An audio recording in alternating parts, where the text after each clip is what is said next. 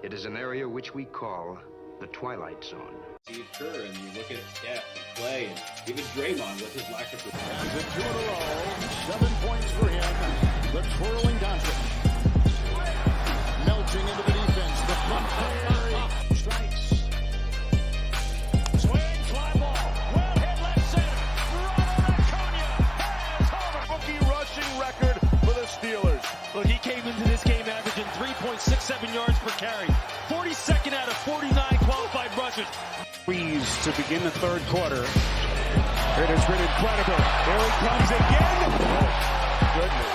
And a great basketball god. And he was a great guy that teaches the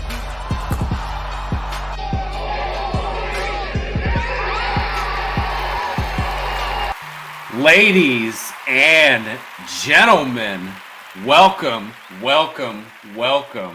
It is Thirsty Thursday, a.k.a. Line to Gain is back. Season 2, episode 1 of Line to Gain. For those of you that are tuning in that have not tuned into Line to Gain before, it's exactly as it sounds, ladies and gentlemen. It is Football Thursdays. We are super excited to be bringing Line to Gain back to y'all. Really look forward to I don't know how you guys feel, but football's in the air, and it's heavy. That air is heavy right now, boys. Heavy. It's getting thick. It's getting hot. I'm ready. Thick. Training camp's winding up here. Hard Knocks is going. Preseason's getting going tonight as well. Field of Dreams game, not football related, but that's happening tonight. So a lot of fun stuff in the world of sports right now. We're getting back to it, and I'm excited. I'm already just watching those clips. I was even just like, man, I'm ready for NBA to be back as well. So I'm just, we're getting right in the mix of it. But we got a great show for you guys tonight. Todd, who we got? So without further ado, let's bring him in. Ladies and gentlemen, welcome Derek from Bring the Juice podcast. Derek, what up, Derek? Welcome to Line to Gain. What's up, big dog? Thank you so much. Hey, All thank right, you guys for bringing me in. I appreciate it. Absolutely. Yeah, absolutely. So we had a first little things wardrobe first.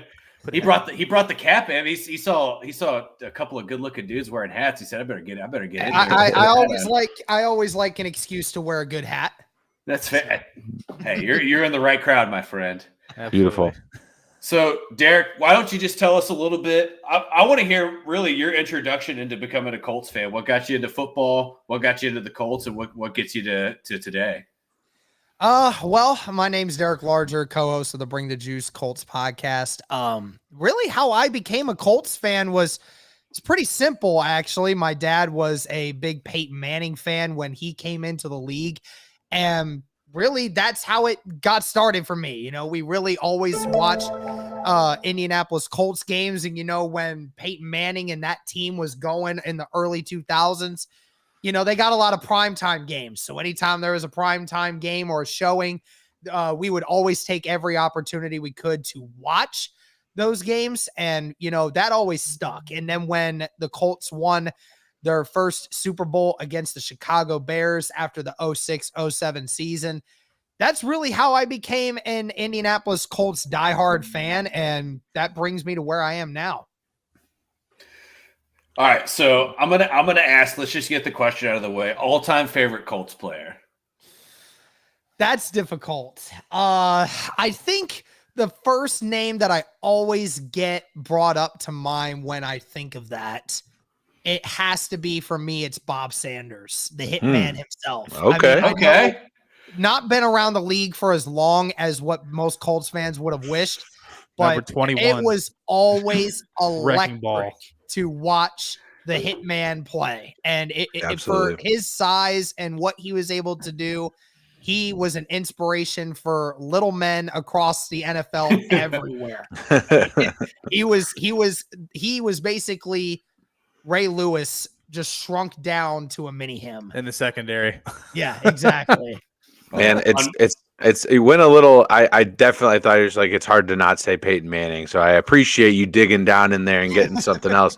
I would go. I think it's the same era. Forgive me for my ignorance in the Colts history, but I got to go with the Edge, man.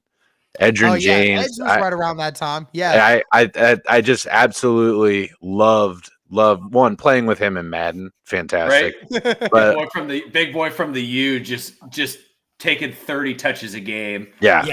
Manhandling defensive linemen all over the field. Absolutely.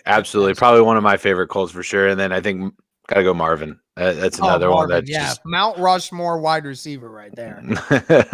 Absolutely. Is he in the Hall of Fame yet?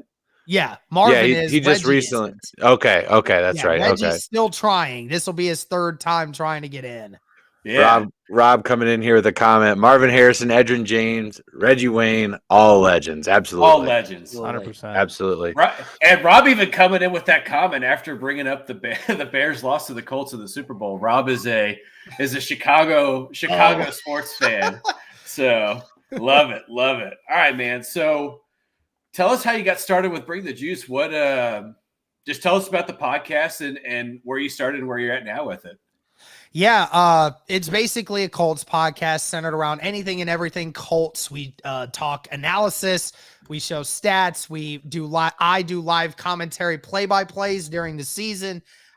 We basically break down anything and everything Colts related that we can do right now. And really it started with my co-host Cody, who started the podcast in January of 2019, right after the Colts won against the Houston Texans in the wild card game. And Cody started it. And then in July of 2019, after he's probably accumulated about 400, maybe 500 subs by that point, he asked for a co-host. And I was the first person to reach out to him. I knew who he was at that time. I never talked with him personally, but I knew who he was in the Colts community through Twitter because he was one of the bigger names out there. And I was like, dude, I'd love to join you, man. I love talking Colts football. That's what I do. And so I joined in July of 2019 and we started collabing ever since. And, we reached 1,000 subs by it was March of 2020. And then from that point forward, the podcast has taken off in ways that I can't even imagine. It still gives me just chills to this day, running on over 12,000 subs strong at this point, 2 years later, little over 2 years later. And we're just continuing to try to improve in new ways. We're joining different organizations, getting interviews from players, getting new media access through Colts PR now because of the range of influence that we've gained.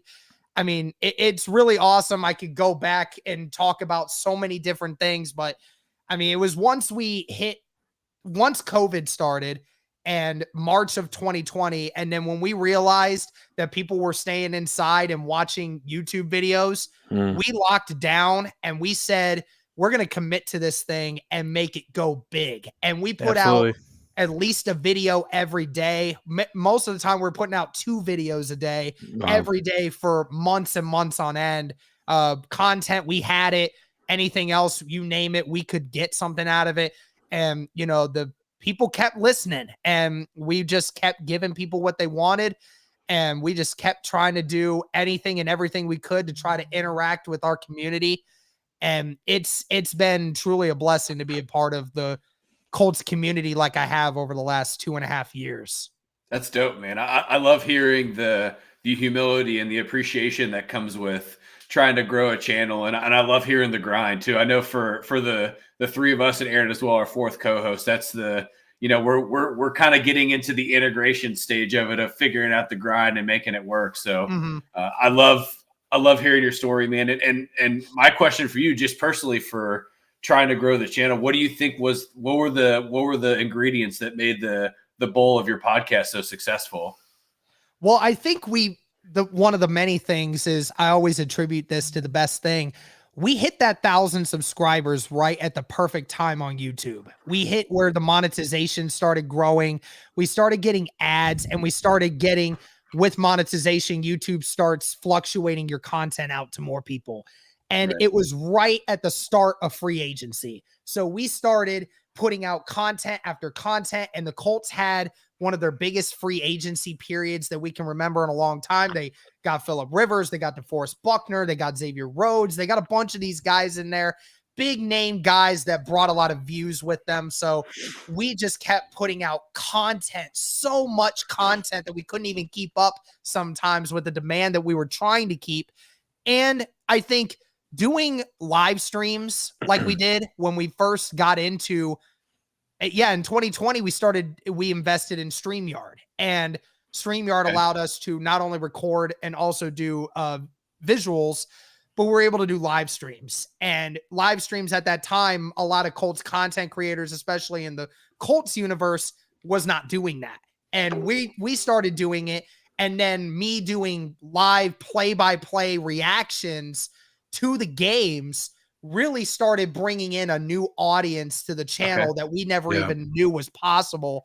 I mean, we now get, there was times I remember the first couple streams, we'd only get like 10 people in there. Now, when I do my live play-by-plays, at the end of last season, we hit over 1,000 people in one of our live streams in the Jacksonville game. The last game of the season, over 1,000 people were in there watching me rage at the Colts losing to the Jacksonville Jaguars. So it's been incredible to see that climb. And we just were like, we saw the numbers keep going up and we're like, we just got to keep going. We can't slow down now. And if I'm not mistaken, I think that was one of the games that had the implications on the Chargers-Raiders game, if I'm not mistaken. So we lose that game, and then the Chargers and the Raiders, whoever won that game, made it in the playoffs. And if we won that game, neither one of them would have made it. Yeah. So thanks. You're welcome, Raiders. You owe me for next season. Well, I'm actually really glad that you guys did that, because that means the Bengals got to play the Raiders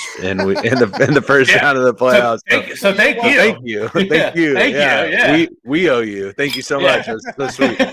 So that kind of take that one. that kind of brings us to the next question here is recap the 2021 season. Going into the season, where were the expectations? Obviously the organization felt one way about the quarterback position. They feel a different way now.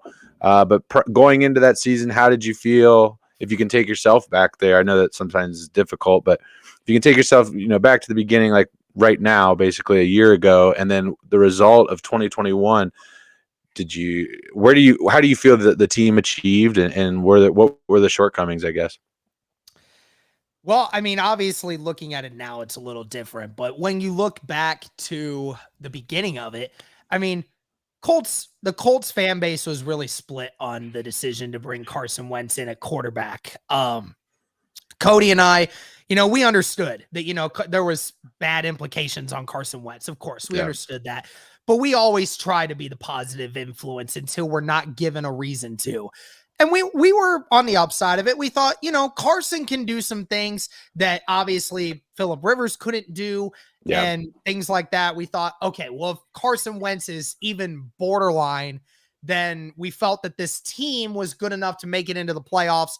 Didn't really think this team was going to be poised for a Super Bowl run at that point, but we felt if we could at least get back to where we were and maybe even win a playoff game, then I would have felt good about the future of where this team might have been heading with Carson Wentz. Now, the slow start, obviously we expected it. And then when the Colts got hot at the middle of the year, like they always do, when they turn out to be one of the better teams in the NFL in the middle of every season, it's how it's always been with Frank Reich as the head coach. And then the last 5 games, seeing Carson Wentz being negative in practically every single statistical category, you tried to overlook it because you saw what Jonathan Taylor was doing. Jonathan Taylor having a potential MVP season as a running back, and then you overlooked the bad things that were coming with Carson Wentz, and the bad things just kept coming. They kept coming. They kept coming, and then we kept losing. And obviously, if anyone that watches this live stream or watches this show wants to see my reaction to how the season ended, go watch my recap of the Jacksonville game, and you go tell me how you thought I felt about this team at the end of the year. Believe me, I'm surprised the Colts even wanted me around their team this year with the way I roasted them at the end of the year, especially Carson Wentz. it was a very big letdown. Very big letdown. This team should have made the playoffs. You had 7 Pro Bowlers on that team. You had 4 All-Pro guys on there. There was no excuse for that team to not make it to the playoffs. And, you know, they crapped the bed. I mean, there's not much more to say about it. And in that, I mean, no offense, but in that division, you have 4 wins every year, easily. Oh, yeah, 100%. Yeah, Easy. you know, I mean, that hasn't always been the case. Obviously, Jacksonville, you know, has been a playoff winning team.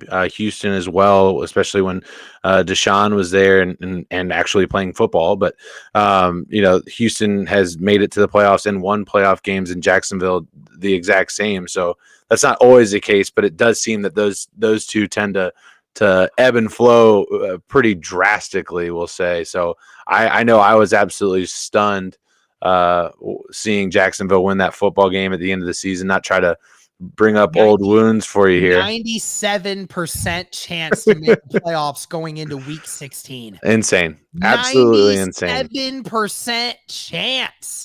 The Raiders would not have made it into the playoffs if it wasn't for the Colts, and Jacksonville was the worst team in football. Well, I guess the Raiders, I think they won like 5 straight to end the season. So they were a good team at the end of the year. They did what they had to do. Yeah, they did what they had to do, but they needed some help, and it turns out that they got it, unfortunately, for the Shoe Nation, man. But I'm not trying to rub any open wounds here, reopen some old. Absolutely. So right now, Corey's like, I'm really not trying to do this. I'm not. But honestly, dude, I was on this podcast multiple times saying, watch the fuck out for the Colts, man. Watch the fuck out for the Colts. I'm telling you. Dan Orlovsky was saying the same thing last year. Well, God damn it. I don't ever want to be fucking compared to Dan. God damn it. Now I'm Dan Orlovsky. God damn it. All right. Anyway. At least you're handsome. Right? That's true. Is it? You think he's handsome? He's a good-looking cat. We can, Cody, listen, Cody. You can't be saying things like that. You have a girlfriend, all right? He's on here. You don't want to get jealous, okay? Letting the world know that Derek is handsome, and that is not nothing wrong with the little bro love. Hey, my co-host has my back, man. That's how you know. Fuck yeah. That's absolutely. Love it. Yeah, that's fantastic. So looking forward, right? Is that where we're at here next, Todd? What do we got here on the no. Go ahead and take it away. Yeah, so looking into putting 21 behind after we brought it up very abruptly, and you had to relive it very, very quickly and feel all the pain just for the brief moment. Let's close the chapter and let's open the new book to 2022. Just give us your general what you anticipate from the Colts, and who's your non-Jonathan Taylor guy that we need to watch out for on the offensive side of the ball this year? Okay. General thoughts. Well, I can tell you right now, from being on the sideline at training camp a couple times already, I can tell you this team. I'm so jealous about that, by the way. That's fucking awesome. It's amazing. This team is different now. It has different leadership. It has different guys leading this team now. If anyone's watched any of the clips from what Matt Ryan being on the sideline and being on the field, the way he's commanding guys now, it is so much different than Carson Wentz. Carson Wentz was labeled by his teams as an extremely big introvert, and he just did not talk, did not really do a whole lot. Matt Ryan is the complete opposite. He will get in your face about everything. And it's come out that some Colts players are calling him a jerk. Not necessarily a jerk to them, but he gives you the impression that he's a jerk because he's always trying to get something out of you. Yeah, he gives and a I shit. love it. I absolutely love it. And when it comes to the offensive side of things, not Jonathan Taylor. I mean, there's 2 guys that come to mind for me. Michael Pittman is one of them. And I know that sounds like a stretch, but guys, he has been lighting it up at camp. Like, we are a pro Michael Pittman Jr. podcast, big time. We are. Gilmore getting the handful on him a few times. Michael Pittman's been owning everyone. Like, Matt Ryan and him are so in sync right now. I have no question that Michael Pittman's going out getting 80+ catches for over 1,100 yards again next season. It's easy. No question in my mind. Heard it here first. Another guy, or maybe for not. fantasy purposes, I'm talking about Nyheim Hines. Okay. Nyheim Hines getting involved. Frank Reich, his own coach, said If I'm a fantasy owner, I'm getting Nyheim Hines this year. Because that's a different argument from last season, because last season the Colts did not utilize him like they did in 2020. In 2020, Nyheim Hines was one of the best receiving back in the NFL that year. 2021 took a deuce. He was not used at all in that system. Now, Frank Reich understands it. He is a weapon you cannot afford to not use. You have to get him involved. You now have a quarterback in Matt Ryan that you feel more comfortable can lead an offense where if you need to dump the ball to Nyheim Hines, that he will actually do it. So, and Nyheim Hines is another one. Those two guys on the offensive side of the ball. Oh, and Paris Campbell too. I think people are sleeping on Paris. Everyone talks about the injuries. If he stays healthy, he's the number 2 receiver on this team. No question. No question. So where do you think Alec Pierce kind of fits into? God love you too, Jeff. God damn it. Didn't she lose a lot of weight though? Well, it doesn't matter. He still fucking slams that Golden Corral, bro. That's fucking awesome. I want to touch on Nyheim real quick before because he's been on the team for at least like 4 years now. He's been on the Colts. Yeah, he was drafted in 2018, the same draft as Quentin Nelson and Shaquille Leonard. I feel like every year I think this is the season that he's going to break out. Or when I think he was splitting time with Mac back in the day as well, before they had JT on there. And it would just, every time he was on the field, it was just so much clearer that he was the one that should be getting the bellwether, the bulk of the touches. And it just wasn't happening. What is the reason that he hasn't been involved in the offense as much? Obviously now with JT, it's like, let's go. We know what the running game is going to look like, but you're kind of alluding to that you might see him lined out a little bit wide sometimes, or in those third down sets more often. Is that what we're hearing? Yeah, 100%. I mean, there's been talks of him lining up in the slot at a lot of different times. I mean, because his ability is not running in between the tackles. Sure. That's not what you get Hines for. Hines can do it, but he's a guy that you want on the outside. You want him to have that open space so he can use that shiftiness and that agility, because there are a few guys that can move the way that he does. So that's where you want the best of him, is on the outside. If you're talking about who I think could be the backup, obviously Jonathan Taylor, with how he's emerged, that's why Hines is not being utilized in the game as much anymore for obvious reasons. But no doubt, I mean, people have realized that, Hines is just not an in between the tackles runner like he should be. Should be on the outsides, JT in the middle. They picked up Phillip Lindsay this offseason for that purpose. I think they might just end up having Phillip Lindsay take some of the bulk of carries for JT. Yeah. So what I'm hearing, Indianapolis, more Hines, Pittsburgh, no Hines. Got it. It still hurts. That's a good one. It still hurts. It's always going to be Hines. Thank you. So I think the interesting thing about the Phillip Lindsay pickup and the stat that I saw is that Phillip Lindsay has like less than 5 career fumbles as a running back in the NFL. Like he went like 700 cumulative touches before he even had a fumble in the NFL. That's nuts. That is crazy. That's pretty. That's what the Colts preach all the time: ball security. Yeah. And I think that's another reason why Hines has lost carries, because Hines fumbles the football a lot more than what the other guys do. So, I mean, he obviously is more interested in trying to break away than taking care of the ball sometimes. It's just how it is. You got to live with it sometimes. So that's a bulk of the reason why Hines doesn't get as many carries as he does anymore, because he's not as good at taking care of the football. Obviously, Phillip Lindsay is. Yeah. So back to the wide receivers. So Indianapolis drafts Alec Pierce this year out of the University of Cincinnati, and I've seen some good footage of him in training camp so far as well. Where do you think he fits in with? Where do you think he fits in with Matty Ice and that kind of not crowded, but you have Michael Pittman Jr. and you have Paris Campbell, who've emerged as the 1 and 2. Where does Pierce fit in there? Well, I mean, he is basically a more athletic version of Michael Pittman.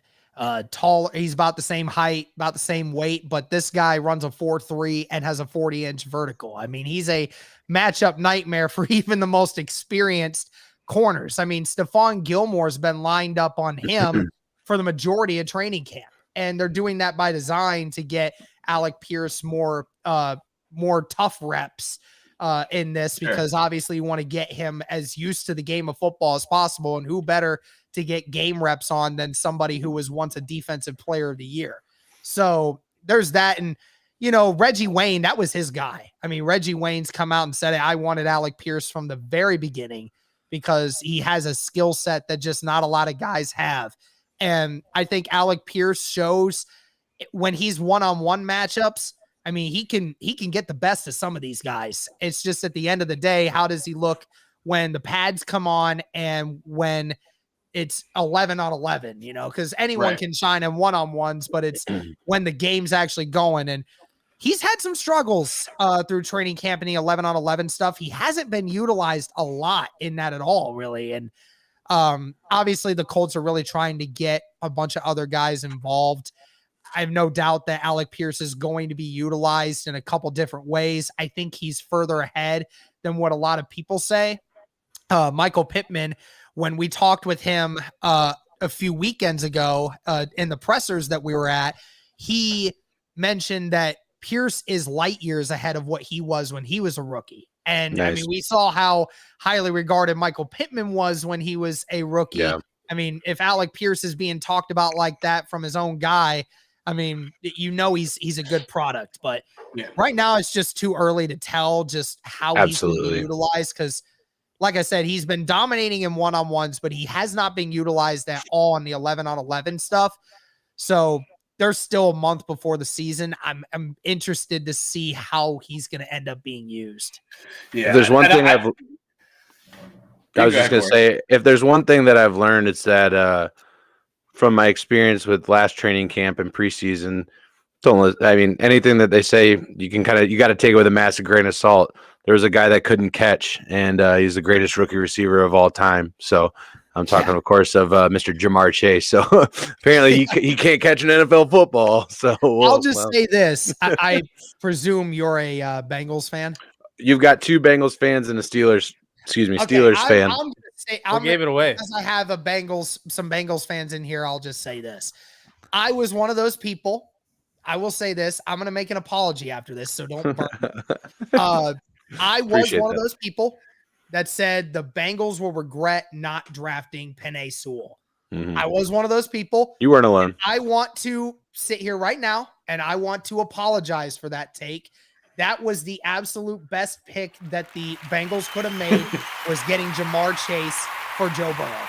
In one season, we've already established that Jamar Chase is one of the best wide receivers in the league. It was clearly the best decision. Yeah, and it was an amazing thing to watch. And I knew they were going Jamar. Just, I feel like people that are big fans of a team, like yourself for the Colts, that's for the Bengals, and Bobby for the Steelers. Aaron, our other co-host who's not with us tonight, he's a huge Browns fan. I feel like we're so much closer to the local media, and the local media is so much closer to the team than is the national media. And national media is sitting there pounding the table for Sewell. I came out on Line to Gain and said it is going to be Jamar Chase. I'm just letting you know right now, it's going to be Jamar Chase. That's what's going to happen. Lo and behold, obviously that's where it went. Booger McFarland also was in the same ballpark as you. I got called Dan Orlovsky earlier, so now you're relating to Booger. So I think I got the better end of that one. Jesus, giving the man the short straw here. Come on. I know, my bad. These are guests for Christ. I know, I'm not being a general. I'm willing to accept when I'm wrong. It's my bad. I mean, obviously Penei Sewell is turning out to be a really good Still player. Really good. What Jamar Chase did last season just proved that was the right pick. Have you watched Hard Knocks, by the way? I've been watching some of the highlight clips. I watched Hard Knocks when they were with the Colts last season. Sure. Still did not watch that last episode because I was triggered enough that I didn't ever want to watch it. I will never watch it. But I have seen. I haven't watched the Super Bowl. Everything. I mean, the Lions are gold. They are football content gold. Yes. With Dan Campbell as their coach. And what Jamal Williams had that one moment earlier in practice a few days ago, they're gold. I love it. I'm loving watching it. Yeah, we're a big Dan Campbell podcast as well. Yes, We I absolutely love Dan Campbell. What is your opinion on him? Because we got some Lion fans here at the RTS family. What's your vibe on Dan Campbell? Do you think he's got what it takes to kind of pull this franchise up out of this cellar that they've fucking set up shop in? They get their mail delivered to the basement, basically. So is he the guy?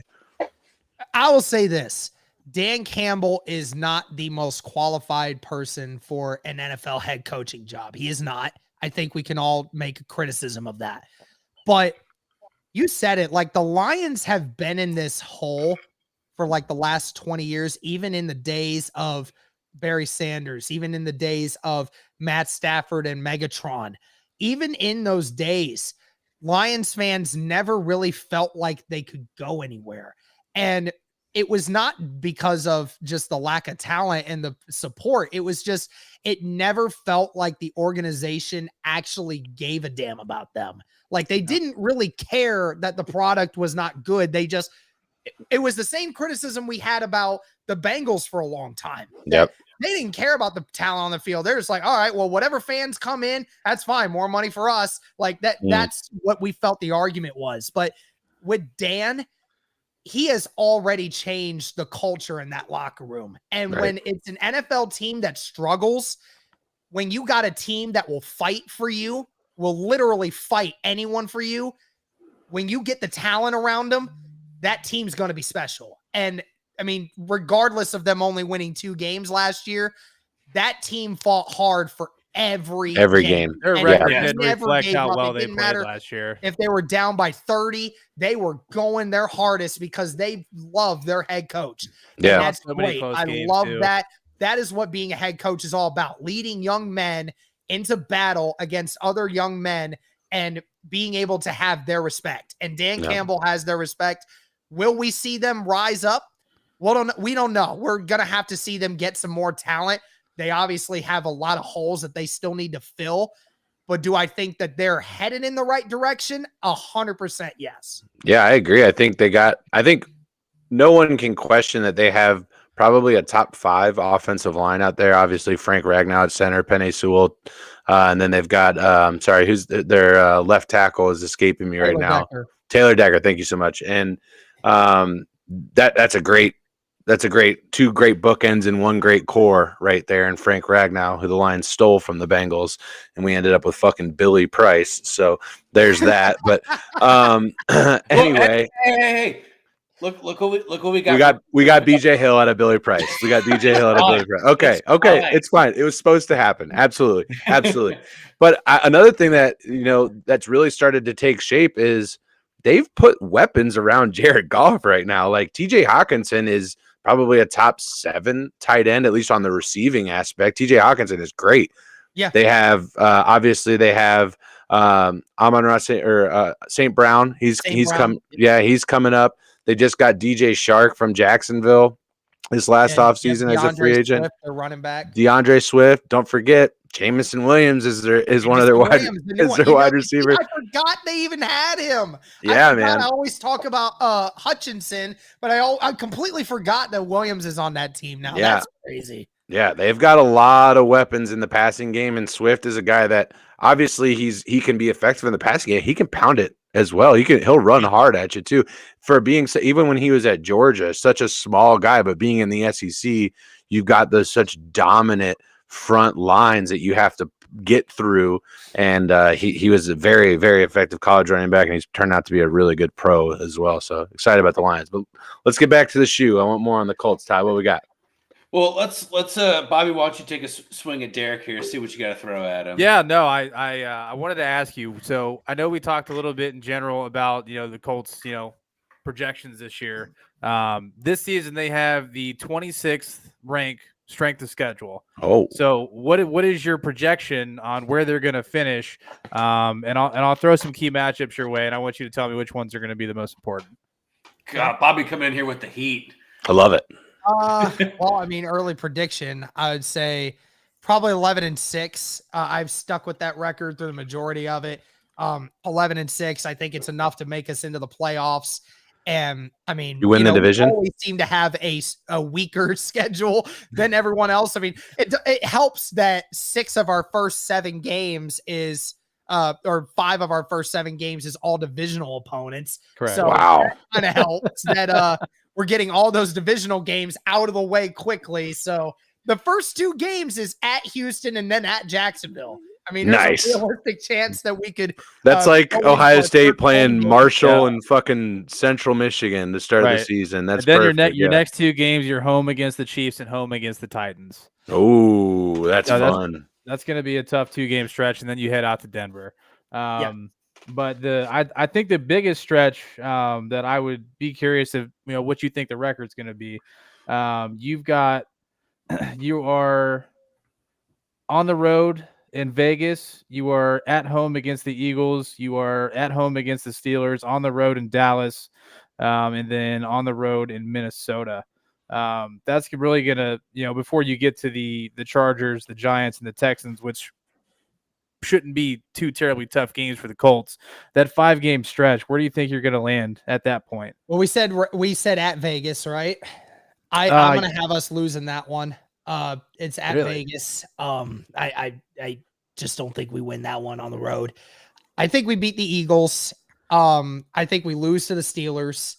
The Colts have never had a good record against the Steelers. Yeah, over the last 10 matchups, we have won twice. This is a new team, Derek. This is a new team, new energy. Listen, I get Matt Ryan so much shit from Colts fans about not rooting for they say, how could you be a Colts podcast and when you have guests on say that your team's going to lose? Like, I'm sorry, I'm a realist. Yeah, at the same good time, for you. I am a Colts podcast. I love my team. I will ride or die for my team. Yeah. But at the end of the day, I'm a realist. I'm not going to give a prediction that I don't feel is accurate. Now, we said we lost to the Raiders. We beat the Eagles. We're going to lose to the Steelers. And then on the road to Dallas. On the road to Dallas, we're going to win that one. Yep. Dallas is not good right now. What week is that? Minnesota. Is that Thanksgiving? So 3-2 in that stretch. 3-2. Steelers is Thanksgiving. Cowboys is the first weekend in December. Oh, okay. Yeah. So right when the Cowboys start to fail. I have no confidence in the Cowboys to win that game. I don't either. I don't have confidence we are in the the more franchise. complete, better team than them. We have the better linebacker than them. Their fan base still tries to say somehow that Van Der Esch was a better linebacker than Shaquille Leonard. Just last time that Shaquille Leonard played the Cowboys, he mocked Leighton Van Der Esch right in his face, did his own celebration on the field while we were burning them. Yeah. So that's all I got to say about that. We are I don't know if we described this to you. We probably did when we first reached out. We focus on small market teams. Indianapolis Colts, Tennessee Titans, Cincinnati Bengals, Cleveland. The list goes on for all, Detroit Lions, all these teams that don't get a lot of love on the national media. So we are a anti-fucking Cowboys podcast. Yes, we're all about that. We're all about that shit. My ass. Yeah, fuck those guys, dude. Fuck those guys. Super Bowl in 30 years. No, exactly. The Bengals now have more playoff wins than the Dallas Cowboys in the last 20 years. Cowboys will never win as long as Jerry Jones is alive, and I will die on that hill. I heard that from somebody recently. I don't know who it was. It might have been my friend Chase, who I was just streaming with. But yeah, somebody said the same thing. Jerry Jones is the owner of the Cowboys. They will never achieve anything with him. I mean, just look at the way he involved as an owner. He's great because of the bankroll. The real flaw for Jerry Jones is the GM aspect of it. Look at this, the dumb fucking deals that they've done, handicapping themselves to a running back, which the moment he did that, the moment the Saints did that, look at what the Bengals did with Mixon in his contract. Look at what the Browns did with Chubb in his contract. The Colts are going to do the exact same thing with Jonathan Taylor in his contract. Jonathan Taylor's not going to get paid. He's going to get adequately compensated, but he's not going to be it's not going to break the bank because it doesn't work like that anymore for running backs. So they kept themselves going with Zeke. He's not even their best running back anymore. I'm ready to admit that. Some would argue that. So Pollard is a better option. The offense moves better when Pollard is running the ball. And they had to get rid of Amari Cooper for what looks like a fucking fleece deal now from the Browns in comparison to what Allen Robinson got in compensation for him and things like that on those trades. I think it was like a 4th and a 6th round pick for Amari Cooper. Yeah. That's insane. This Cowboys isn't the had first to, time that we've seen somebody try to take on two roles and excel at one, but do trash at the other. Fair. Anyone remember Bill O'Brien? Yeah, absolutely.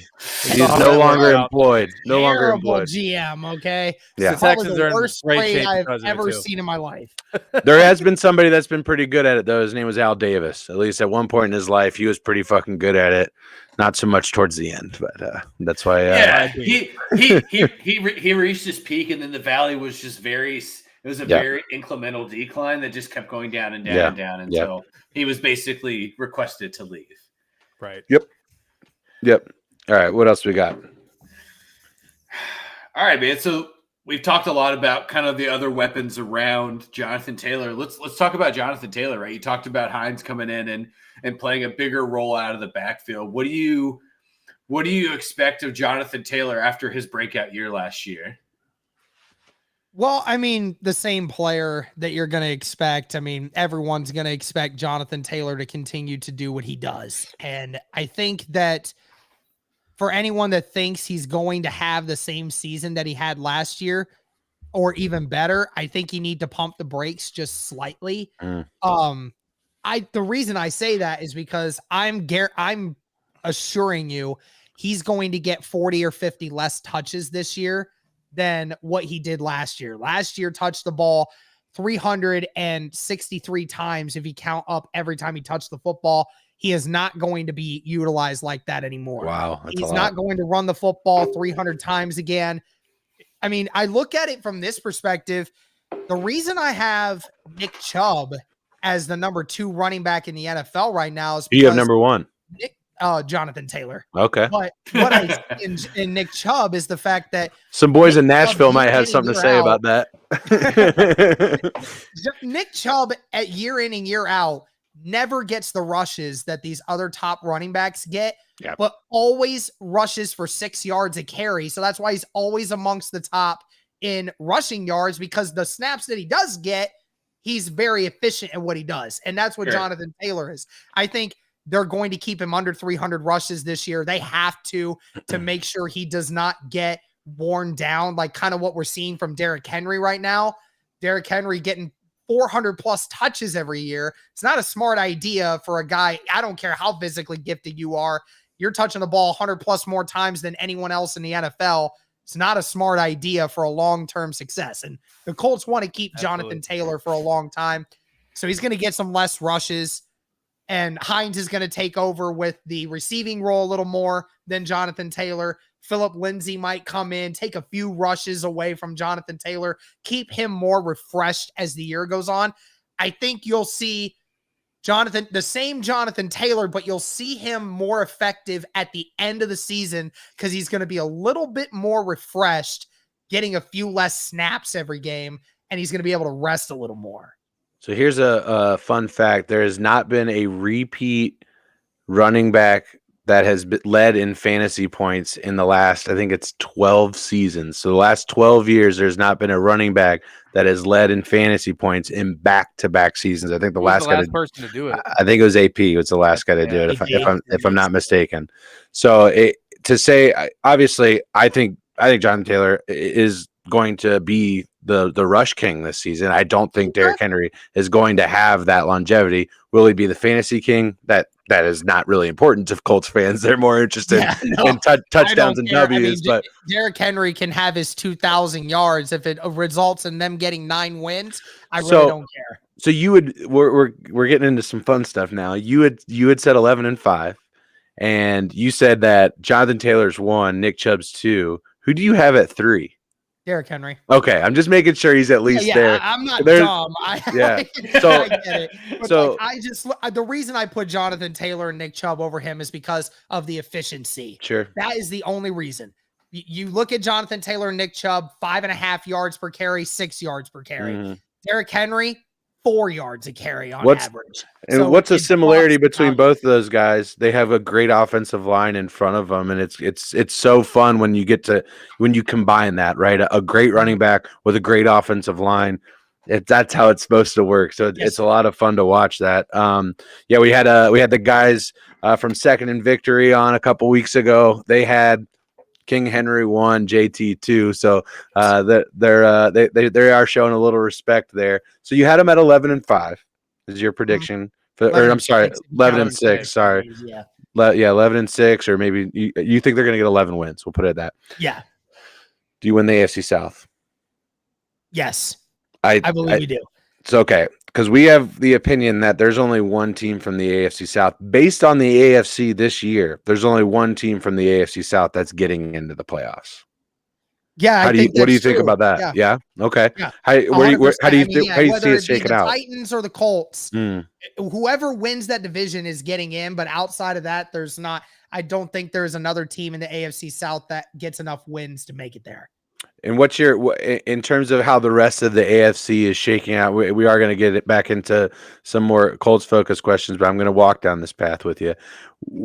How the AFC in general? What's the landscape look like for you? How's the West looking? Obviously, everybody's got their opinions about the Chargers and the Raiders and the Broncos and how are the Chiefs on the way down. Obviously the North. We did our preview of the AFC North last night. We don't really know what we're going to get out of the AFC North. The Ravens, they basically had fucking AIDS last year and had no one on the roster that was healthy, right? Deshaun, we don't know what's going on with Deshaun in Cleveland. Who is Mitch Trubisky anymore? And can the Bengals catch lightning in a bottle twice? We don't know what's happening out there.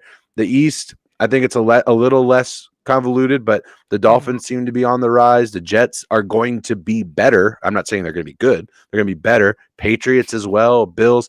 The AFC is just a conference as a whole that's got not a ton of difference between the best of the best and the worst of the worst. It's the best of the NFL, really, in my opinion. I can give you my winners for each division. We'll start from there. Colts and AFC South. AFC East, it's easily the Bills. AFC West, going with the Chargers in that one. And then for the AFC North, this is for you boys. The Bengals are winning that. Okay. The Bengals are winning the division again. Yes, because I don't trust in Lamar Jackson. Like you said, the Pittsburgh Steelers, can you trust their quarterback situation right now? We don't know. Yeah. They're going to be a good team. They're going to be a great team, but they're just not. They're a quarterback away from being the best team in that division. Absolutely. And history tells you that, right? I mean, the Steelers have very rarely been bad. They've never been under 500 with Tomlin, so the expectation is always going to be for them to win, no matter who's behind. And then if Browns had Watson the whole season, then I'd probably go Cleveland. But we don't know about Watson at this point, so. You can't really decide anything on that, but I think the other teams that could get in, I think the Dolphins definitely will. Just talented to not be there right now. They've bought into the Rams strategy, which is buy your team for what you got. I think they're getting in. The AFC, I think the AFC West, you're definitely going to see the Chiefs make it in there. And then in regards to who makes it, is it another AFC North team or is it going to be another AFC West team? I do believe there are 3 teams from the AFC West that could make it in, but for respect of the AFC North as well, I'm probably going to go the Ravens. Yeah. Just like you said, the Ravens roster, like outside of wide receiver, they're stacked practically everywhere. Yeah. So yeah, 2 teams from the North, 2 teams from the West, and 2 teams from the East, and only 1 from the AFC South. That's interesting. And we had kind of said last night, talking about the Ravens, they're like our wild card for our dark horse to win the North, because we feel like they have the lowest floor. Like they could be as bad as they were last year. They also have the highest ceiling. They could be so much better than they were last year. So we just don't really know. If you're looking for a long shot bet, head on out to Belterra or something, or up here in Michigan. You can just do it on your phone, but you can throwing a bet on the Ravens to win the North is probably the best bang for your buck and what you're going to get out of that. A lot of people have the Broncos being a team to contend in the West. Personally, I need to see it out of Russell Wilson before I'm buying it again. Where are you at on that, Derek? I might get flack for this, but I don't care. I think they're the worst team in their division. I think agree. they're the worst team in their division. No, I agree. I like Russell Wilson. I do. But I think their offensive line is not insanely well built. And I think that now I will say this. I think that the most likely team to finish last in that division is the Raiders. But I think the Raiders also could finish as high as second in that division because of all the guys they've acquired, right? Getting Devontae Adams, you're getting Darren Waller back healthy, Josh Jacobs back healthy. You got Chandler Jones, who is just who's been very consistent despite his age. I think that defensive line for theirs is one of the best defensive lines in the NFL right now. So they have a lot of great things. And with a offensive-minded coach in Josh McDaniels, it could be an insanely high thing for them, or it could just plummet them into the rankings. Yeah, interesting. I appreciate that perspective. Thanks. Now we're talk a little bit about quarterbacks, Todd. Let's get into it. Your boy's home. Yeah, let's talk about Matty Ice, man. I think that we've, at least for the three of us, that you're a little bit younger than us old men. We watched Matt Ryan become a top 10 quarterback and have some pretty incredible statistical seasons, right? I mean, you watched him year in and year out, air it out all over the field.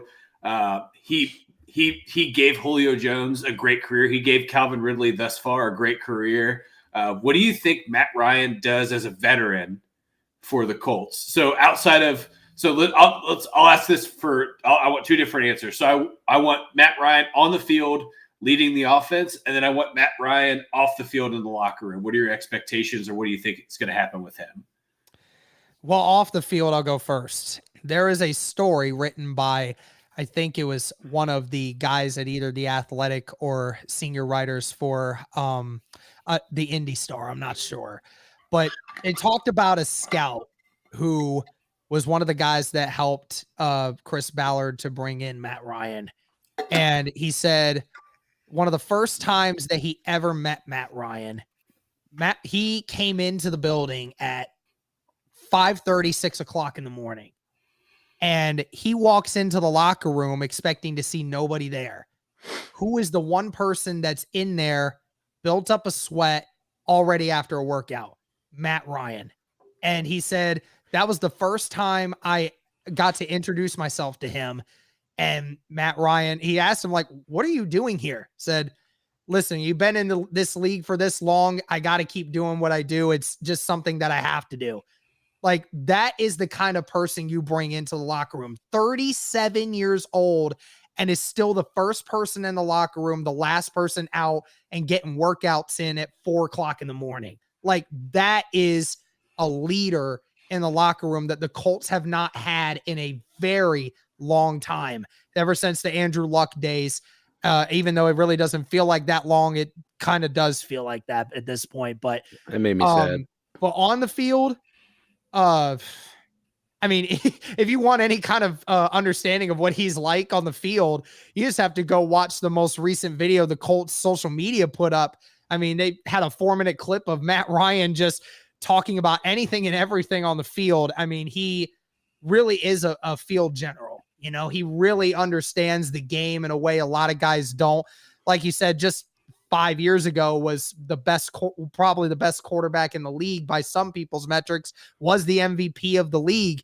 So, you know, he was doing some great things, and I don't think he's lost a lot of his step. I really don't think he has. He's obviously not the same quarterback from 2016, but he's still really close. I do think that. And you're talking about the same Matt Ryan that a year ago took a terrible Falcons team to win 7 games with one of the worst, with probably the worst roster in the NFL. I mean, you could make the argument they had the worst roster in the NFL without Calvin Ridley on the field there at that time. So, I mean, he, despite a terrible statistical year, still was able to make that team as good as they were. So I love it. He's going to be going into a system with a good head coach, a good offensive line, some good weapons that he can default to, and a great defense on the other side to help him get back on the field that he never had in Atlanta. He hasn't had a running back like he's at, like this one. He hasn't had a defense like he's had this one.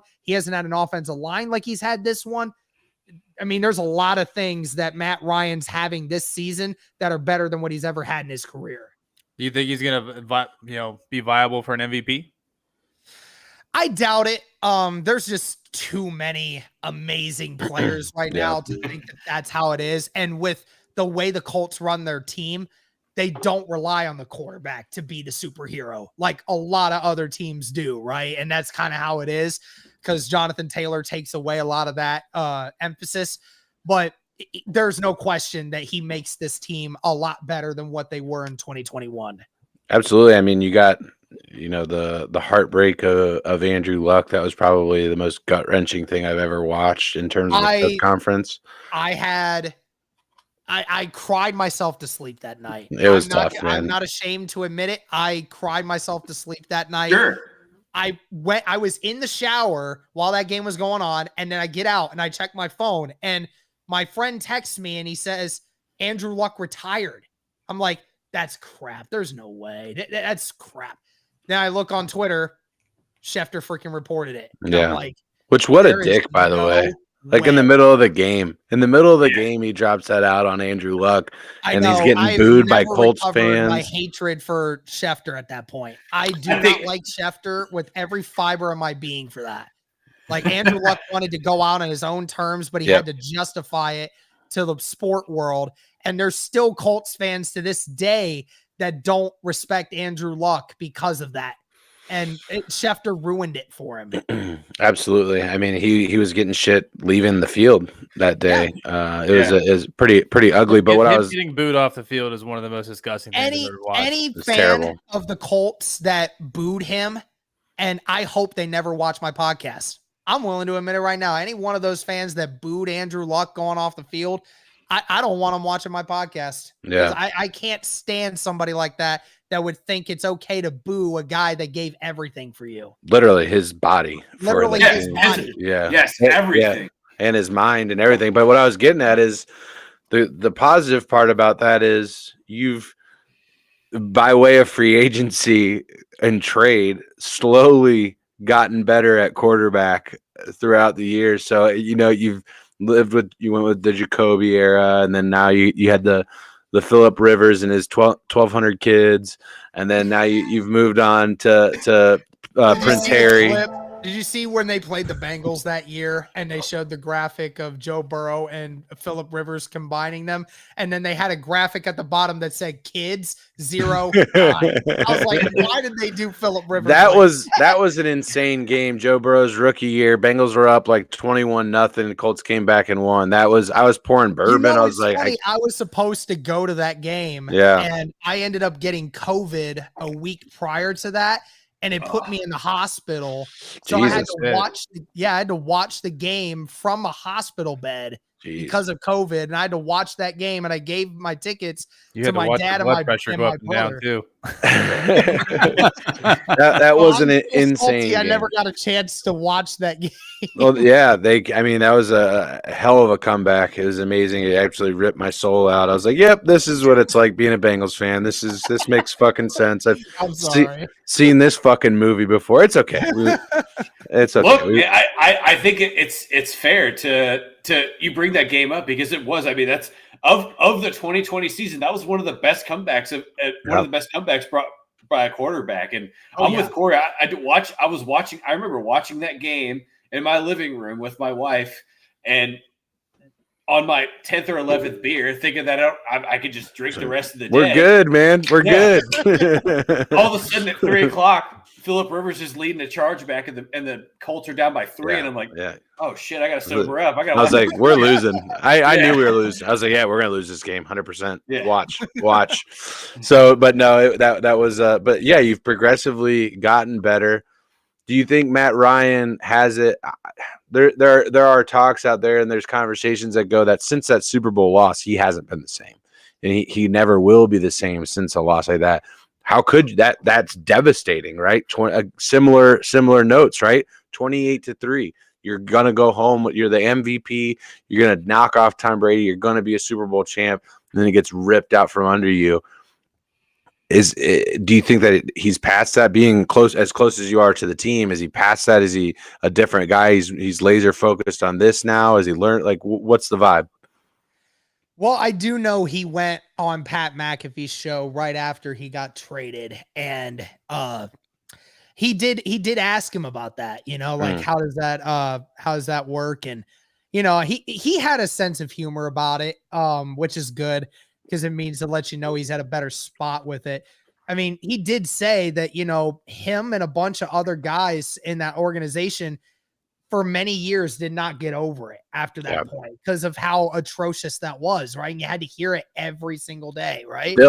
Still see it on Twitter. You have to hear it, right? But I think the change in scenery allows him to feel a fresh start again, to say those days are behind me. It's time to start trying to win one here. And of course, that's always going to be a memory in his brain for a long, long time. But do I think it's hindering him now? I don't think it is now. It might have been the first season or two after that happened, but he's had a lot more time to get used to it. He's in a fresh start now. I think he's kind of come to terms with what has happened. Sure. So that, again, I'm kind of dominating the questions here, but they're just coming to me, and I'm feeling it. I'm in the pocket right now, boys. So we have talked about a particular fan base, not the Colts, not the Bengals, not Steelers, anything like that. A particular fan base in all of sports. They're the best and the worst fan base in all of sports, in our opinion, because they're fucking clinically insane. We are talking about Philadelphia fans. Yes. So we just talked about how Matt Ryan could have been mentally affected from that Super Bowl. Do you think Philadelphia broke Carson Wentz? Yes. 100%. 100%. Yes. I think it wasn't the only thing that contributed to that, but it 100% was the reason why he left town and the reason why he was never the same after that injury. Because from the moment Nick Foles won them that Super Bowl, and by the way, I was actually at that Super Bowl. I actually worked. What? Yeah, I watched that game live. Watched that game happen. It was the greatest sporting moment of my life. And when he won that, yeah, it was really dope, dude. That's that. Real quick tangent. When Tom Brady threw that last ball and Rob was going to get it, I have never heard a stadium with 70,000 people go silent. It went silent for about 2 seconds until everyone realized that the ball was on the ground and the ref did this, and then it erupted. I've never heard that 2 seconds had to feel like an eternity. I got goosebumps you describing that. I just have goosebumps. That's so cool. Like, I still get chills thinking about it because I remember it so vividly. And yeah, but when Nick Foles won that for them, Carson Wentz was never the same after that, because Philly media and the fan base and the organization never had confidence in him after that. So everyone did that to Carson Wentz. Carson Wentz didn't do it to himself. The media, the fan base, and the organization did it by displaying more faith in Foles than Carson. I love that. Yeah, so I think it's interesting because we've talked about on this podcast to a great length about how that's fair, Ryan. Foul Philadelphia is to their fan That's base. for you, Derek. You're a wordsmith, my friend. I can get people going, man. That's how it is. We've talked about how a fan base can drive a player out, and I think we just saw it with Joey Gallo too, right? We're cross-referencing sports here, but look what the city of New York did to Joey Gallo and Sonny Gray as well. Yeah, I mean, literally brought him down to the basement. He goes to the Dodgers for a low A ball pitcher and is hitting over 300 in LA. I think that the lifetime of being in a city that doesn't respect you or appreciate you in this circumstance for Wentz, they just didn't appreciate what he brought to the table. It stays with you for a lifetime as an athlete. People do not realize how much impact their words actually mean to these players. People act like these players don't ever see what they say. Like, these players have social media. They have lives. They see these things. Even if they don't have social media, their crew tells them. Like, I mean, it's not hard for somebody to do a quick search and say, Oh, how's Joey? How's this person look in the eyes of Twitter? Oh, die, go to hell, get off my team. Oh, okay, geez. All right. Yeah, I mean, that does a lot for a player. And when you don't feel appreciated by anyone, then yeah, you go to a new place that people accept you, and then all of a sudden your performance just goes up through the roof. It happens a lot, and it happens a lot in baseball too. Yeah, I think baseball is the biggest one, particularly the New York Yankees, the most recognizable baseball team in America, with the not only the most vicious, but probably the most prevalent and dominant media force that surrounds them, covering them at all times, right? Sure. So when an organization like that puts that kind of money on the table to go acquire somebody, is the media? I will say that the media pressure is warranted. It's warranted. It comes with, it's part of the gig. Is the fan hatred and degrading a human being warranted? Absolutely not. That's not what I'm saying. But I think that some of that media pressure comes. That's part of the gig. It's what you sign up for. Because if it goes the other way, if he's knocking the fucking snot out of the ball, taking it 450 every direction that he can, he's a god, right? He can do no wrong. He can, Donald Trump shoot somebody on 3rd Street and get away with it, right? He could do all of this. Perfect example of that right now. Exactly. Aaron Judge could literally punch a cat in the face and nobody would care. They wouldn't give a shit.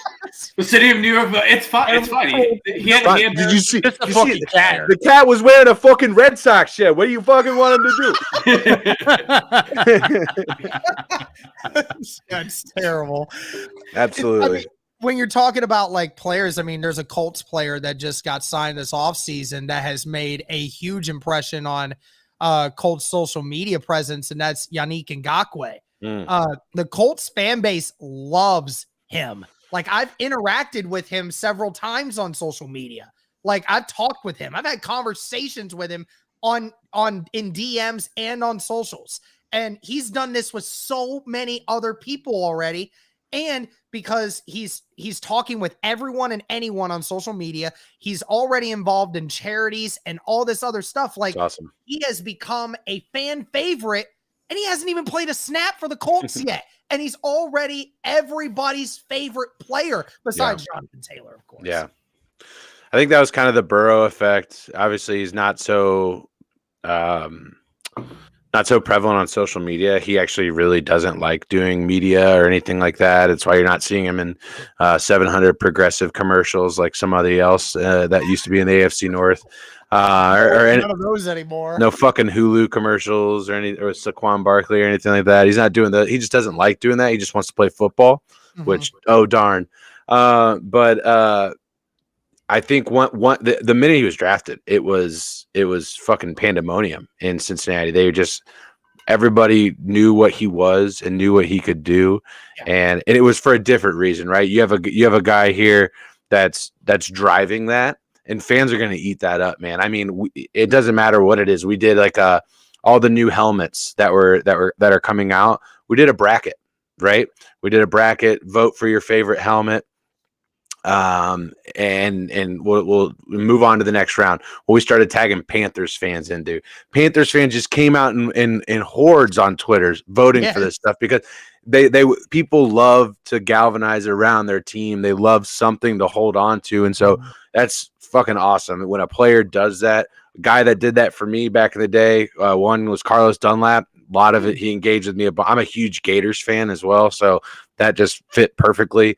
And then actually a major throwback, Dhani Jones. I don't know if you guys remember Dhani Jones, but Dhani Jones was another guy that would engage with me on Twitter and stuff. Bought his book and tweeted out there, and he's like, "Hey, I appreciate it, man. Thanks." And a fan, you're gonna eat that up. I was like a 16, 15-year-old kid. I'm gonna eat that up. I'm gonna absolutely be all over that. So very, very cool for that to be something for your fan base as well.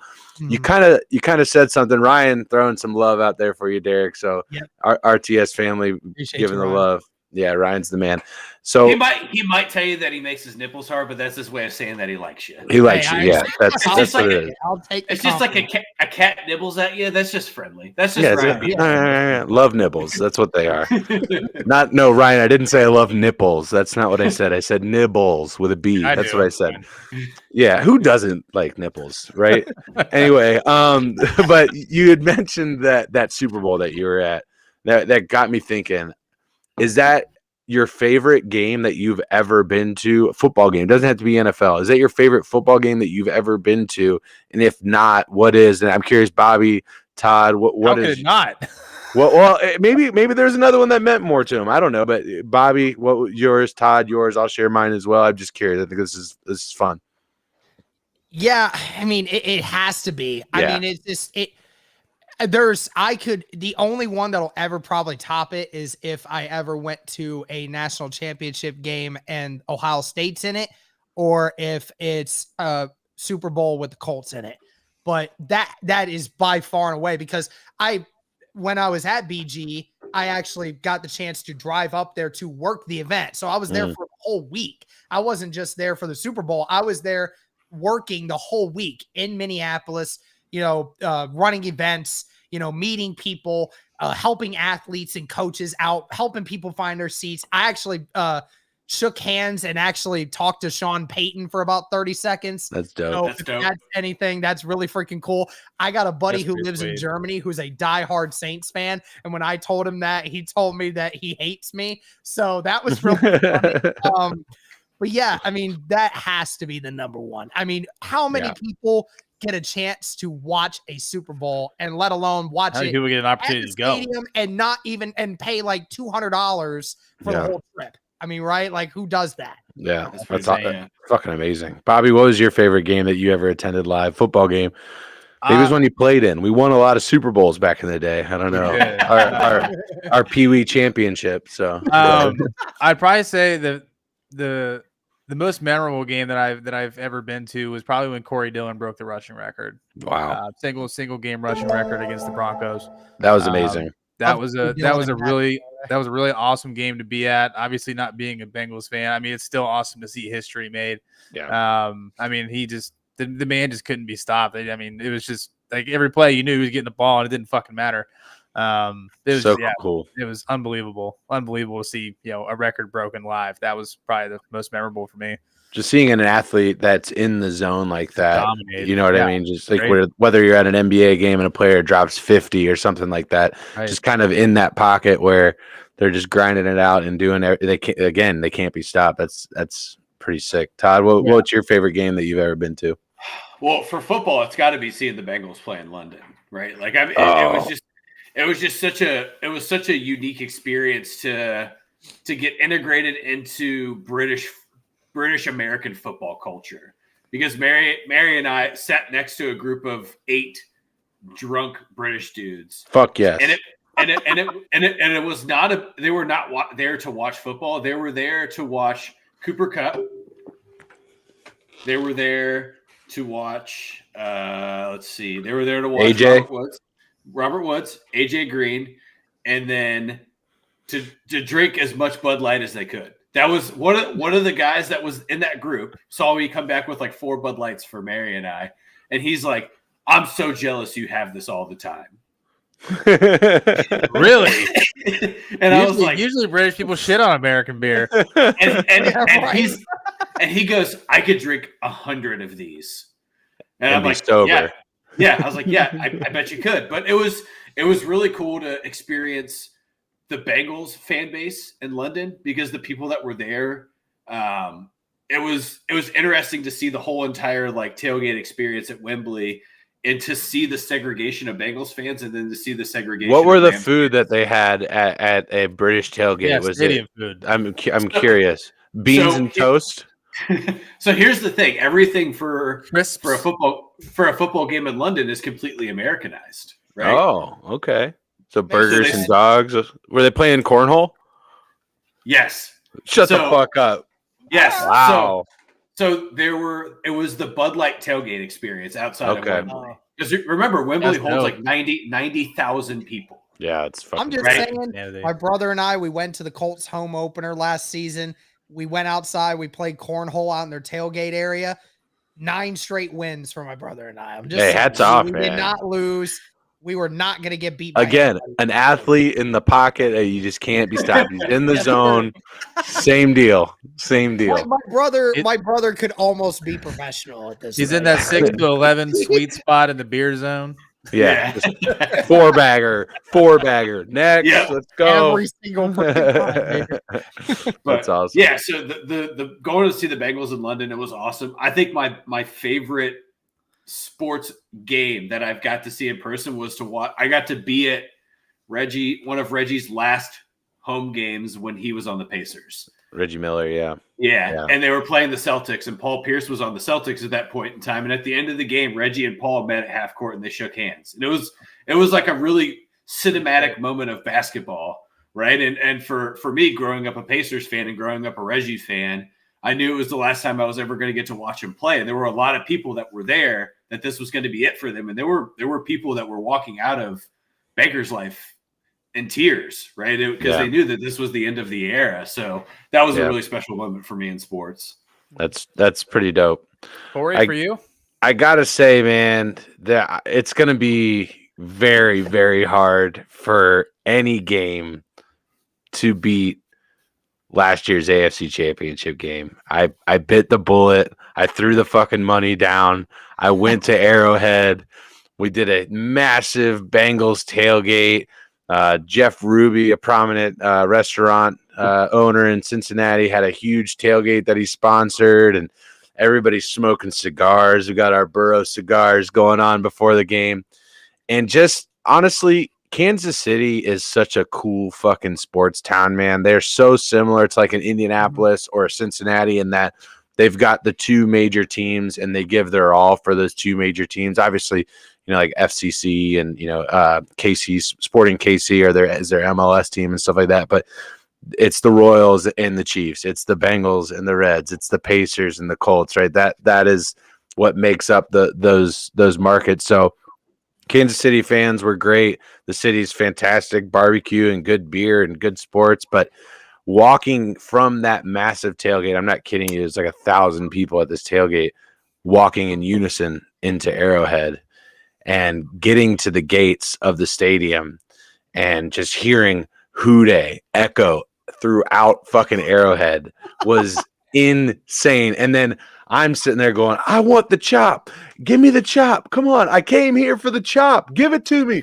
And they start trying to do and we just drowned them out again. And it was magnificent. And so we go down.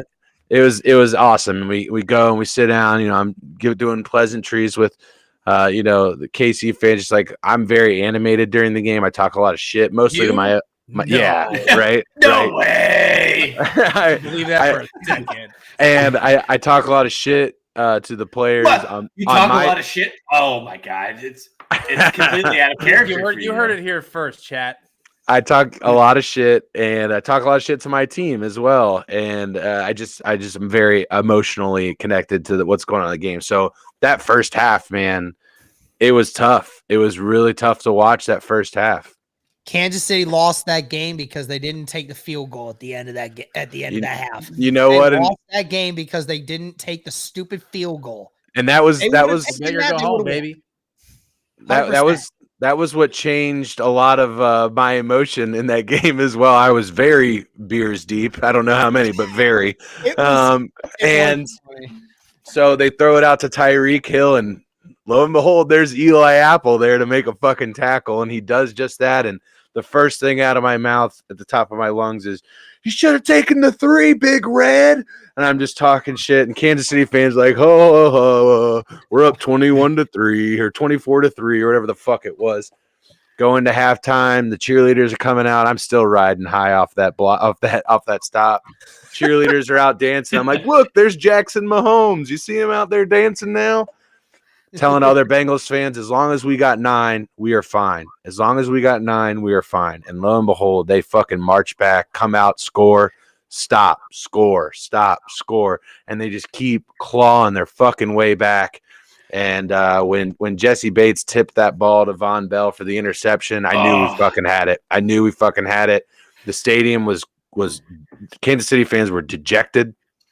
But it was a great game. One thing I will say is that I'm getting goosebumps just talking about it, man. When McPherson kicked that field goal to send the Bengals to the Super Bowl, I'm on FaceTime with my dad, who was a season ticket holder back in the 80s for the Cincinnati Bengals when they were going to Super Bowls, with my brother and my little sister, and we were on a FaceTime.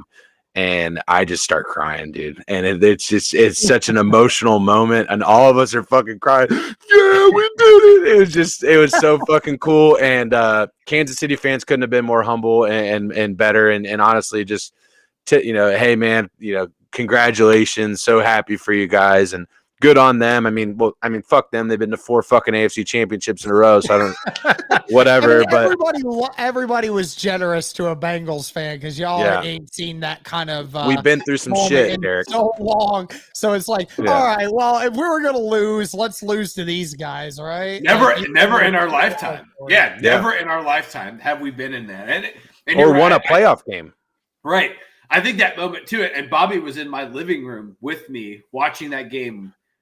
In that moment, I was pulling for the Bengals the whole way. Steelers weren't in it, so fuck it. You got to pick somebody to root for. You're rooting for your buddy. And I had neighbors across the street that were watching the game, and the fucking noise that came from just the two townhomes across the street from each other, the screams, and all of us go outside and we're fucking screaming at each other. Everybody's going nuts. It was an unbelievable moment. Yeah. Here's the thing. Crazy. At the beginning, probably go ahead, the craziest Colts game I can ever remember. And I didn't even actually watch this game, at least not for the majority of it. It was that Kansas City Colts game from when Andrew Luck staged the 28-point comeback over Kansas City. So I was still in high school at that time, which is crazy to think about now. But I was watching the first half. We're down by 3 or 4 touchdowns. I'm like, all right, whatever. We're going to lose this game. I go to the high school to watch a women's basketball game while I'm there. And then I'm halfway through the game and my dad starts texting me and he said, the Colts just fucking won. There's no way he's trolling me. He's trolling me. Yeah. I look it up.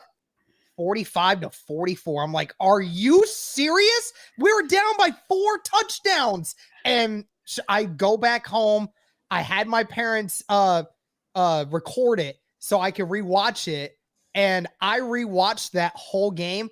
I stayed up till 2 a.m. in the morning on a school night, rewatching that over and over and over again. I'm like, I can't believe the Colts actually pulled that off. Awesome. The second highest comeback in NFL history. I mean, it's amazing what being dedicated to a team does to your psyche. Yeah. Because either good or bad. Yes, right. Because your concept of reality changes, and moments like that, you don't think about anything else but the moment of living within there, right? And I got to hold Declan while Evan McPherson is kicking that field goal, and he's not gonna fucking remember it, but for the whole rest of my life, I'm gonna think about that moment in my living room of me squeezing a 11-month-old kid as tight as I possibly can, thinking that he is Dad. Yeah, because every time the Bengals scored, I was holding him in my left arm, right? So naturally, I'm just holding him in my left arm. Because you're a psychopath like other sports fans. Yeah, absolutely. Sure. I'd have done the exact same thing. Yeah. That's the emotion that we as dedicated fans get, right? It's to the point when you feel the ultimate happiness, you can't control your emotion. I was with my dad's friend at his watch party. He's been a Bengals fan since the 80s. And to see his team win that one, I've never seen him cry. That was the first time I've seen that grown man cry. Yeah. And it was awesome. I feel like that was every Bengals fan crying their eyes out. Tears. So much happiness. I was like, I don't care if they win the Super Bowl at this point. It only matters that they made it. Well, of course you guys would have wanted it, but I'm like, they couldn't have. I don't think they would have minded it. What they got. No, but here's how I put that.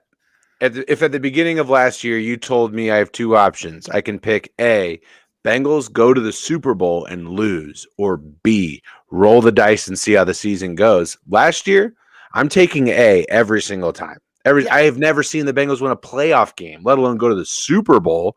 So if you're telling me I get to watch all of those things happen, that sounds pretty fucking good. In my quarterback's second year, we're going to go to the Super Bowl. Yeah, I'm going to sign up for that every single time. For a decade now, you have a chance to make it every time now. Now this year, if you ask me, I'm rolling the dice. I'm rolling the dice. I've seen it already. I want to see the win. Let me roll the dice. Not if Matty Ice has anything to say. Hey! I'd love to. It'd be nice. It'd be nice for you guys to come on down to Paycor Stadium for the AFC Championship game. It'd be a nice weird touch. Saying that yet? Because that's a new thing. A little. What I want it to catch on is the core. I want it to be the core. That's what I want it to be, like the fucking heart and soul. That's what I want that stadium to be known as. Gotcha. We're going to roar at the core, baby. Welcome to the jungle. That's how I want that to go. So, but no, it is a little weird. Paul Brown Stadium, the stadium formerly known as Paul Brown. That's how I associate it with it for sure. Yeah, everybody called Prince, right? I mean, it is what it is. You just keep calling it Paul Brown. Shit. It's still Heinz Field to me. I honestly just banished the new name out of my head. It's still Heinz Field. So yeah, I don't even better than Lucas Oil. Lucas Oil. That's a great fucking stadium, by the way. It's an amazingly beautiful stadium. It's beautiful. Yeah. It's beautiful. There's nothing better than when it's a Sunday afternoon and it's like 70 degrees and the sun is out and they open that roof. It is beautiful. Yeah, absolutely. Well, what else do we got for Derek here, boys? Are we else? I'm still good. I think one thing that we've assured is that we gotta get you back on here at some point throughout the regular season. Get you to come back, or if you need some Bengals or Steelers or Browns perspective, you obviously have the Rally Towel boys here to get your back. But mostly we appreciate you coming on. Appreciate your time. If you guys don't already, go ahead and follow Bring the Juice on Twitter. You can follow Derek on Twitter as well. He's been liking a bunch of the tweets, and we've been tagging him in there, so you can find it pretty easily. And go ahead and subscribe to him on YouTube for all your Colts action. You're going to be at training camp tomorrow, or what? What's the deal? No, my co-host Cody is going to be there a couple more times before the season's over or the preseason's over. I'm actually moving to Texas this next week. Wow. So I can't go to any more practices, but so I'm going to be living in Texas during most of this season. So, I'm going to be getting the perspective from all the way down there, but yeah, my co-host is going to go down there a couple times to get a couple more practices in. But we'll be keeping up to date with everything for sure. Man, moving from Ohio to Texas, that's quite the move, man. Yeah, my brother has an internship down there with a engineering company, and got to do it down there last winter actually, and enjoyed it. They wanted him back. I was like, I don't really have a lot of ties to hold myself down right now. So I have free reign to kind of go wherever I want to right now. Good for you. So I was like, I'll go down there with him. I haven't seen him so much in the last few years because of college and everything. And I kind of miss my brother. So I want to be able to enjoy football season with my brother again. That's awesome. Just dope. I love it, man. Here's the thing. You came on the right podcast because, yes, we like to drink. We do enjoy gambling, but at the heart of hearts, we're all a bunch of soft boys. That's what it is. I love to drink too. So does my brother. My brother can probably outdrink me. Maybe. Wait, so all four of us went to Mac schools and we like to drink beer. That's fucking crazy. That's absolutely wild. Who'd have thought? No way. Well, my brother can outdrink me when it comes to beer. Now, hard liquor, I think I got him. There you go. Because I weigh about 100 pounds more than him. So you got youth left in you, Derek. You got time until those hard liquor hangovers. Yeah. Those hard liquor hangovers get once you turn 30, it's tough. It's tough. Anyone else that I know, my whole family is a bunch of drinkers. It does not stop us either. We just stop me. Yep. I'm gonna feel like instead of feeling like shit for 4 hours and then just rallying, it's more like 4 days. And that's why we're called Rally Time. No, I'm just kidding. But seriously, man, I honestly, we all really, really appreciate it. Anytime you want us on there, we'll jump, we'll drop what we're doing. We'll come give you some support over there as well. And again, we really, really appreciate your time, and hopefully we can connect here soon. Again, Rally Towel fam, go ahead and follow them on Twitter, subscribe on YouTube. Derek, thanks again. We're going to get out of here, folks. We'll be back next week, whether it's going to be Tuesday, Wednesday, Thursday. We're going to be there for at least two of them. Whether it's Tuesday, we're not sure, but Wednesday and Thursday, bet your ass we're going to be live. Rally Top Sports. I am Corey for Bobby, Todd, and Derek. We'll see you next time. Peace. Peace.